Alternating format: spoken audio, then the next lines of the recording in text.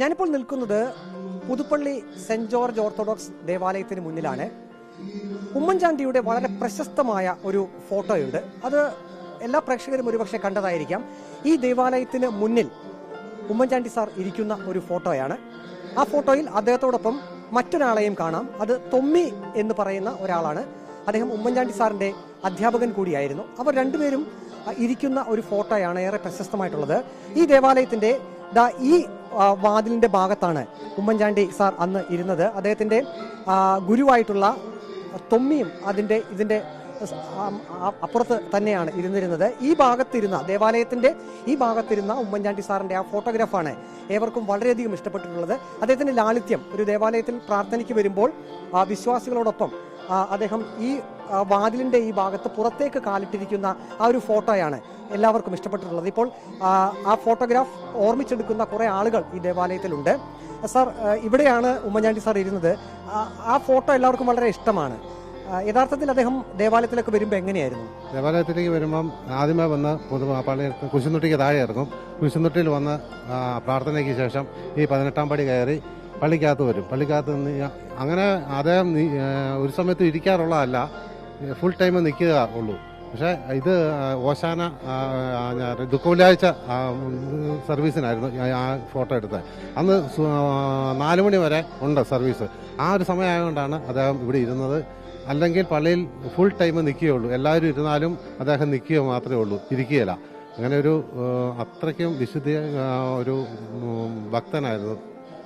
സാധാരണ നമ്മൾ VIP-കളൊക്കെ, പ്രത്യേകിച്ചും രാഷ്ട്രീയത്തിലെ ഉന്നത നേതാക്കളൊപ്പം ഭരണാധികാരികളൊക്കെ ഒരു ദേവാലയത്തിലേക്ക് കടന്നു ചെല്ലുമ്പോഴും അവരവിടെ ഇരിക്കുമ്പോഴൊക്കെ വളരെയധികം ജനശ്രദ്ധ ആകർഷിക്കുകയും സുരക്ഷാ സംവിധാനങ്ങൾ ഉൾപ്പെടെയുണ്ട്. ഇതിപ്പോൾ പുതുപ്പള്ളിയാണ്, അദ്ദേഹത്തിന്റെ സ്വന്തം സ്ഥലമാണ്. ഒരു ലാളിത്യം നമുക്ക് കാണാൻ കഴിയുന്നില്ല. അങ്ങനെ തന്നെയല്ലേ? അതെ, അങ്ങനെ തന്നെയായിരുന്നു. എപ്പോഴും ഇവിടെ വരുമ്പോൾ അദ്ദേഹത്തിന് യാതൊരുവിധ സെക്യൂരിറ്റി ഇല്ല. പുള്ളി ഇവിടെ ഒരു സെക്യൂരിറ്റി ഇവിടെ വേണ്ട പുള്ളിക്കാരന്. പുള്ളിക്ക് ചുറ്റിനും ഉണ്ട് ആൾക്കാർ സെക്യൂരിറ്റി ആയിട്ട് തന്നെ.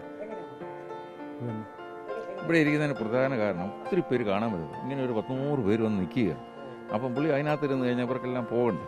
അതും കൂടിയാണ് പുള്ളി ഇവിടെ ഇരുന്ന് അവരുടെ പേപ്പർ മേടിക്കുക, ഇരിക്കണേ ഇവിടെ ഇരിക്കുക. അതാണ് പുള്ളിയുടെ ആൾക്കൂട്ടം എപ്പോഴും ഇഷ്ടപ്പെടുന്ന ആളായിരുന്നു ഉമ്മൻചാണ്ടി. ദേവാലയത്തിൽ വരുമ്പോഴും അങ്ങനെ തന്നെയാണ്. ചടങ്ങിന് ഇത് വരുന്നുണ്ടല്ലോ എന്ന് അകത്ത് നിന്നാലും അകത്തോട്ട് ഞങ്ങൾ കയറി ചെല്ലും. എമർജൻസി ഉള്ളവർ പകരം ഇവിടെ വന്നിരുന്ന് കഴിയുമ്പോൾ ഇങ്ങനെ ആൾ വന്ന് വലയം ചെയ്ത് നിൽക്കും.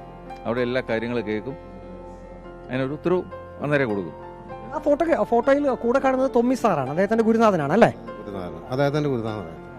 പുള്ളി ഒരു 101 വയസ്സിലാണ് അദ്ദേഹം മരിക്കുന്നത്. ആ തൊമ്മിസാറും മരിക്കുന്നിടം വരെ ഇവിടെ ഉണ്ട്, പള്ളിയിലുണ്ട്. അദ്ദേഹവും ഒരു നല്ലൊരു ഭക്തിയുള്ള ഒരു മനുഷ്യനായിരുന്നു. അദ്ദേഹത്തിന്റെ പാത തന്നെയായിരിക്കും തൊമ്മിസാറിന്റെ ഒരു എപ്പം ഏത് കാര്യം പറഞ്ഞാലും സാറ് കേൾക്കുകയും ചെയ്യായിരുന്നു. എല്ലാ ഞായറാഴ്ചയും ഇവിടെ എത്തും അദ്ദേഹം. ലോകത്തിന്റെ ഏത് ഭാഗത്താണെങ്കിൽ എല്ലാ ഞായറാഴ്ചയും പള്ളിയിലെത്തും. സെക്യൂരിറ്റിയും വേണ്ട, ഒന്നും വേണ്ട, ഇവിടെ കയറിയിരിക്കുക. ആൾക്കാർ ഇങ്ങനെ പൊതിഞ്ഞു വരും, പുള്ളിയുടെ കൂടെ ഇറങ്ങി പോവുകയും ഞങ്ങൾ പറയായിരുന്നു ഇവിടെയാണ് ഉമ്മൻചാണ്ടി സാറ് ദേവാലയത്തിൽ വരുമ്പോൾ ഇരിക്കാറുള്ളതെന്ന്. ഒരു ഫോട്ടോഗ്രാഫും ഭയങ്കര പ്രശസ്തമാണ്. ശരി, തീർച്ചയായിട്ടും അദ്ദേഹത്തിൻ്റെ കാൽച്ചുവടുകൾ പതിയാത്ത ഈ പുതുപ്പള്ളി നിയോജക മണ്ഡലത്തിൽ പ്രത്യേകിച്ച് ഒരു വീട് പോലും കാണില്ല. ഞാൻ പാമ്പാടി പഞ്ചായത്തിൻ്റെ മെമ്പറായി, പാമ്പാടി ബ്ലോക്കിൻ്റെ പ്രസിഡൻ്റായി, ആ നിലകളിലൊക്കെ എന്നെ വ്യക്തിപരമായ രീതിയിൽ വളരെയധികം എനിക്ക് സ്നേഹവും വാത്സല്യവും അനുഭവിക്കാൻ സാധിച്ച ഒരു വ്യക്തിയാണ്. അദ്ദേഹത്തിൻ്റെ ആത്മാവിന് നിത്യശാന്തി നേരുന്നതിന് വേണ്ടിയാണ് ഇന്നിവിടെ എത്തിയത്.